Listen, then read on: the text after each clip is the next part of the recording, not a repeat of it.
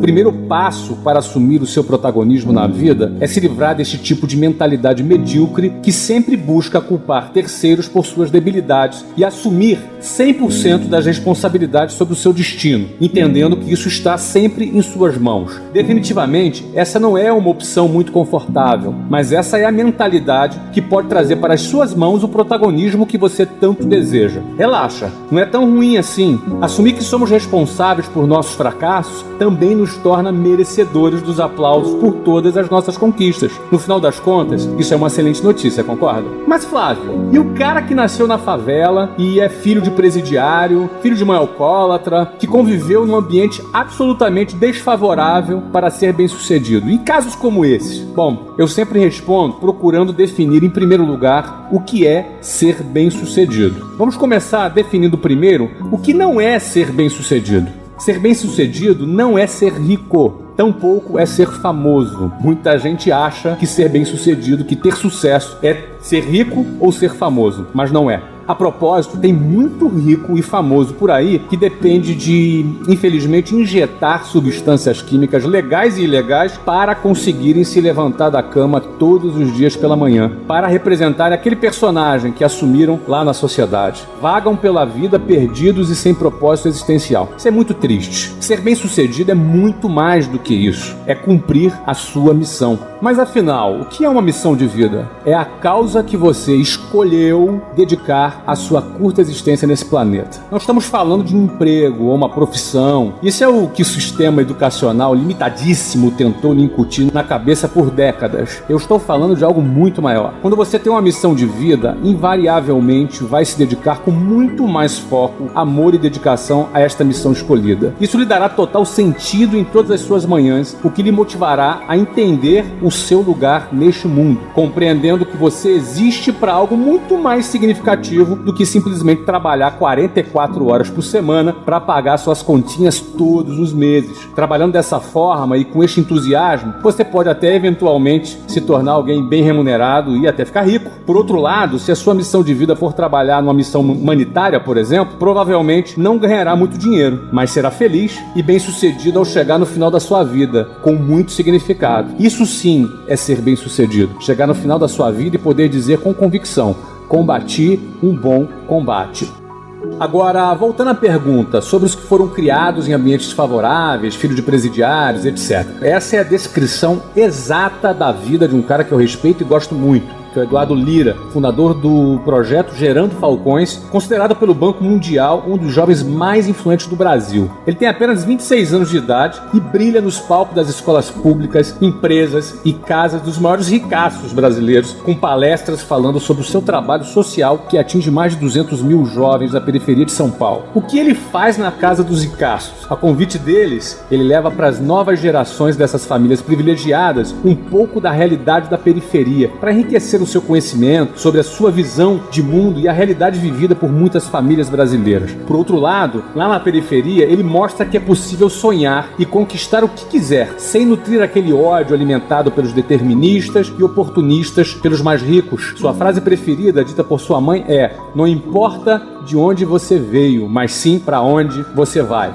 Bem, essa é aquela hora que você já deve estar pensando assim: mas Flávio, o Eduardo Lira é uma exceção.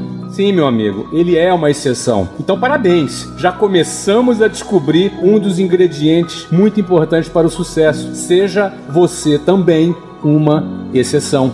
Em vez de ficar questionando o inquestionável, por que não analisar o padrão mental do Eduardo Lira? Como ele se comporta, quais são os seus hábitos e como foi para ele ter tido a coragem necessária para dizer não para todas as propostas indecentes que recebeu ao longo da vida. Eduardo frequentemente disse que para atingir o sucesso na periferia é preciso ter a coragem de dizer não. Não para as propostas do mal e enfrentar a pobreza de frente e com dignidade a fim de vencê-la, em vez de ficar se achando um coitado e sucumbir no mar da miséria, do vitimismo, da criminalidade e do determinismo social. social. Sim, eu sei muito bem, infelizmente tem muita gente excluída em nossa sociedade, mas a maior exclusão de toda não é a exclusão social e econômica. A maior de todas as exclusões é a exclusão da própria identidade, por desconhecer o tamanho de nossas potencialidades. Pessoas que desconhecem o seu valor, o seu potencial e o quanto são capazes de virar o jogo se deixarem de lado o coitadismo, o vitimismo que tanto destrói o protagonismo de nossos jovens Brasil afora. Fazer as pazes com a sua identidade requer educação, mas eu não estou me referindo àquela educação tradicional de biologia, português e matemática dado pelas salas de aulas precárias pelas escolas públicas espalhadas pelo país. Eu falo de uma educação com bem mais profundidade, aquela educação que resgata o indivíduo do fundo do poço e o reconcilia com a sua própria essência, dando autoestima, autoconfiança, dignidade e amor próprio necessários para estar de pé, para cumprir a sua missão de vida com louvor. É disso que eu estou falando. Outro patamar de educação. Para exemplificar melhor sobre este tema, eu tenho umas duas histórias para te contar hoje. A primeira é de um guerreiro chamado Cícero Pereira, ele é lá de Brasília. Ele era um catador de lixo e decidiu estudar com os livros achados no lixo para passar no vestibular. Ele sonhava grande, ele queria ser doutor. Já o seu histórico familiar era bem complicado. Órfão de pai desde os 3 anos de idade e a mãe era alcoólatra. E além disso, 2 de seus 10 irmãos foram assassinados. Quando ele tinha 5 anos de idade, começou sua carreira de catador de lixos. Inclusive, ele gostava muito de catar lixos, apesar de não saber ler. Com o tempo, os livros começaram a lhe servir de inspiração. Ficava inclusive mais feliz quando encontrava títulos de biologia e ciências. Uma vez ele encontrou alguns volumes da Enciclopédia Barça e aí, pela primeira vez, descobriu sobre um tal de Pedro Álvares Cabral. Recentemente, Cícero concluiu a sua graduação em medicina e realizou o seu primeiro sonho. Agora ele é um doutor. Cícero estudou em escolas públicas por toda a vida e como não tinha dinheiro para o transporte público, muitas vezes ele andou entre 20 a 30 quilômetros por dia entre ir e voltar para a escola. Abre aspas, não há desculpa para não seguir os sonhos. É preciso focar naquilo que se quer. Não é uma questão de inteligência e sim de persistência. A educação mudou a minha vida e pode mudar a de qualquer pessoa. Cícero Pereira Batista, 33 anos, médico, ex-catador de lixo. Será que essa frase, essa declaração que o Cícero fez recentemente nos meios de comunicação é alguma espécie de autoajuda barata? Ou de fato essa declaração é retrato de sua história de vida que ele sentiu na sua própria pele? A resposta é óbvia, não é verdade? Agora, é óbvio, sim, o Cícero é uma exceção. Então que tal você também ser uma exceção?